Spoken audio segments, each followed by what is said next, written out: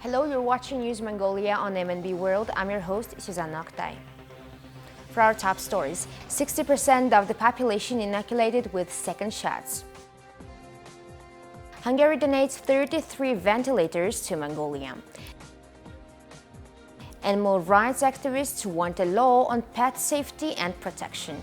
For other news, stay tuned.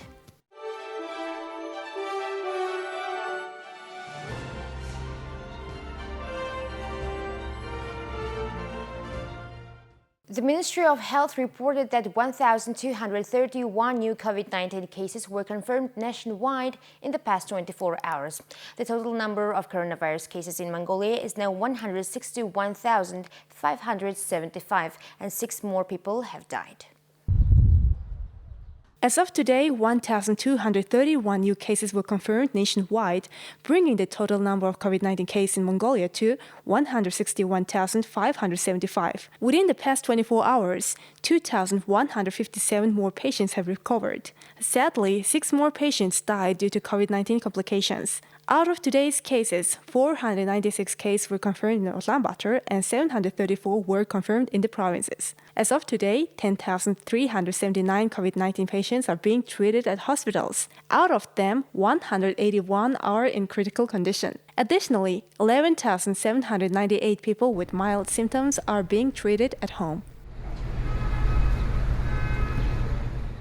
As of today, 60% of the population has been inoculated with the second dose of the COVID-19 vaccine, the Ministry of Health reports.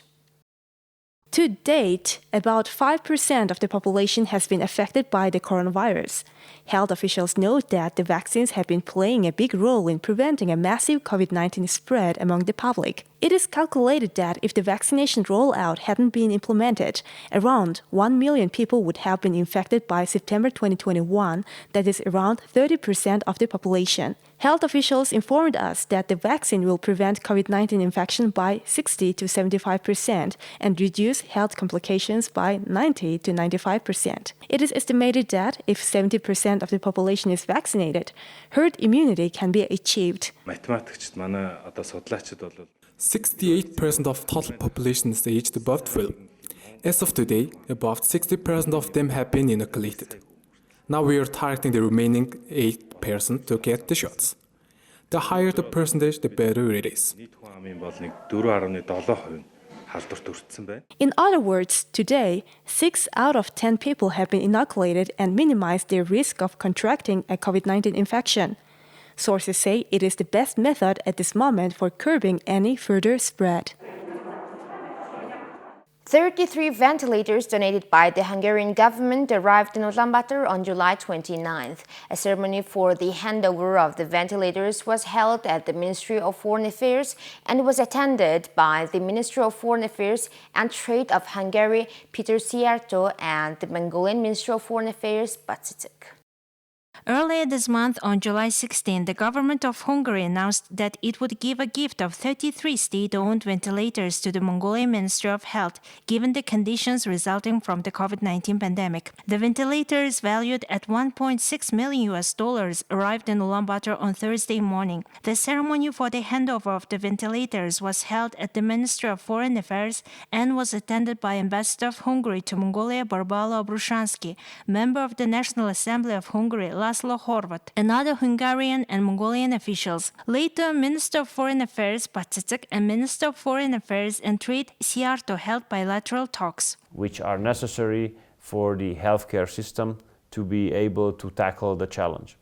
And we remember how complicated it was to buy ventilators last year. So now we have the capacity to construct these ventilators back at home as well. And this puts us in a position that we can help others who are in need. And after receiving the request from the Mongolian government, it was obvious that we helped, and our government has decided to donate 33 ventilators, which will be provided to 3 central clinics here in Ulaanbaatar, to 9 district hospitals in the capital, and hospitals of the 21 centers of your regions. And we do hope that these ventilators will be implemented and operational soon, and they will serve the success of the Mongolian government to tackle the healthcare aspect of the pandemic. Mongolia and Hungary celebrated the 70th anniversary of the establishment of diplomatic relations in 2020. Each year, the Hungarian government provides scholarships to 200 Mongolian students.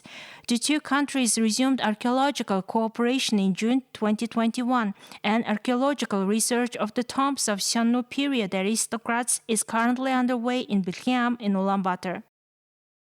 On July 28th, the government made a decision to start the permanent operation of the Zamiut Free Zone. Experts indicate that it will expand local production. Zamiut is a zone of Dornlau province in southeastern Mongolia. The operation of the Zamiut Free Zone has been stalled for more than 20 years. On Wednesday, the government announced the Free Zone will be permanently in operation starting from August 14th. With the continuous operation, it will be possible to produce about 2,500 different types of produces at the Zamiut Free Zone. The products labeled Made in Mongolia will have full access to third country markets. In addition, GDP will be 1.6 to 2.3% and will increase to 10% over the period 2022 to 2036. As a result, 9,400 direct jobs will be created by 2025 and 15,000 by 2030.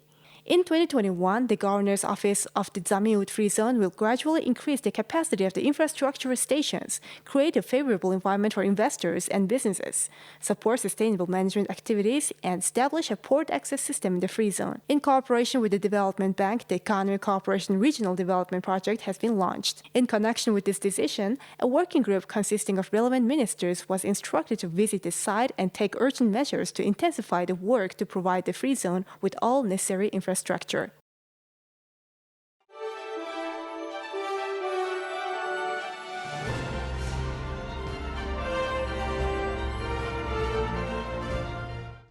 And here are the currency exchange rates provided by Bank.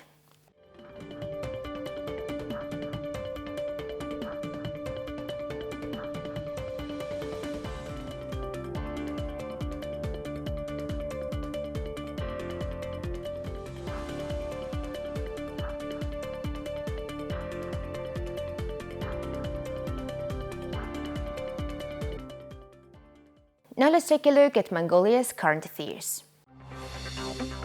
Mongolian chess players who are competing in the FIDE World Cup 2021 and FIDE Women's World Cup 2021 in Sochi, Russia have won $19,250 in prize money. Grandmasters Mungantol and Batsurung and international masters Kangirten and Muxel represented Mongolia at the competition that is taking place from July 11th to August 8th. Grandmaster Batsurung and international master Kangirten each won $3,750, and international master Muxel, who made into the competition's second round, received $5,000.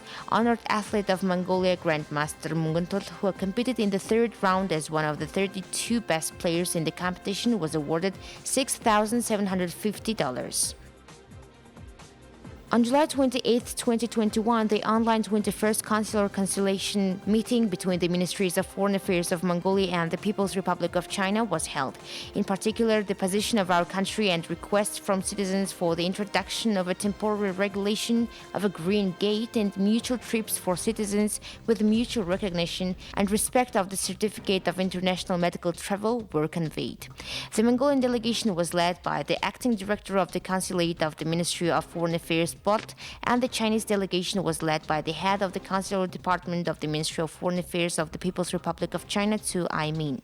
The conciliation meeting was also attended by the head of the Department of Foreign Citizens, Oğuzbayır, representatives of the Supreme Court, the General Prosecutor's Office, the main police department, the heads of the diplomatic missions of Mongolia in China, and consulate staff. Animal rights activists want a law on pet safety and protection. They believe it can solve many issues such as controlling the growing number of stray pets. Annually, the government issues 1 billion Mongolian tugruk for putting down of stray dogs. Animal rights activists say this budget should be used for Pet Safety Protection Acts by approving this new law. They say the law should increase pet owners' responsibility regarding treating animals. The government has chosen the putting down as the only method of dealing with stray dogs for about 100 years, but the number of stray pets hasn't shown any sign of decreasing. According to animal rights activists, there are many other humane solutions to this problem. For instance, educating pet owners and seasonal spaying are a must.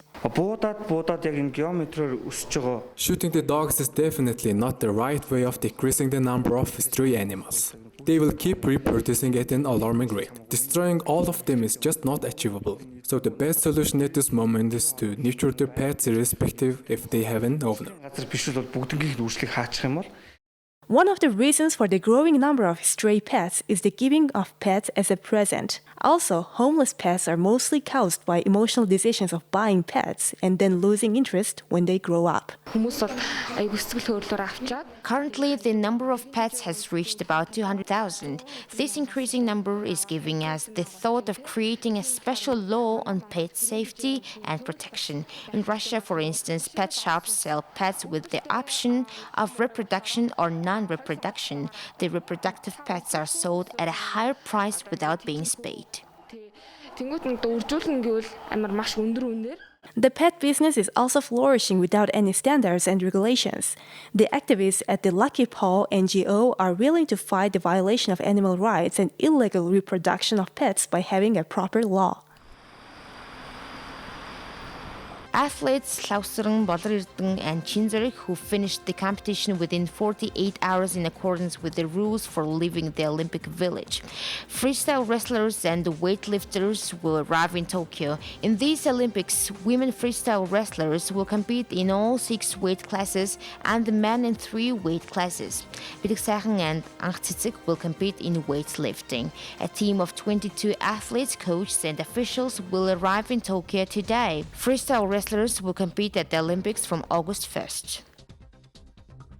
Today is the 7th day of Tokyo 2020 Olympic Games. The Mongolian national team secured a 3rd medal in judo at the Tokyo Summer Olympics.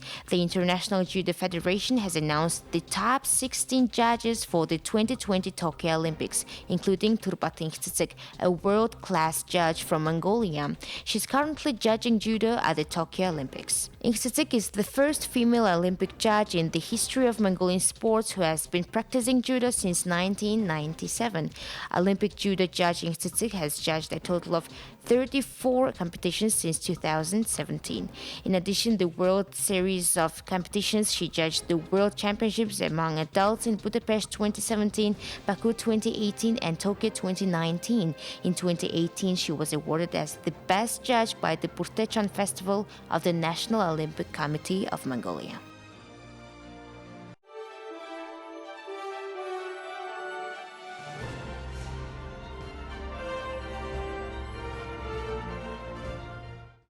And here's the weather forecast for the world's major cities.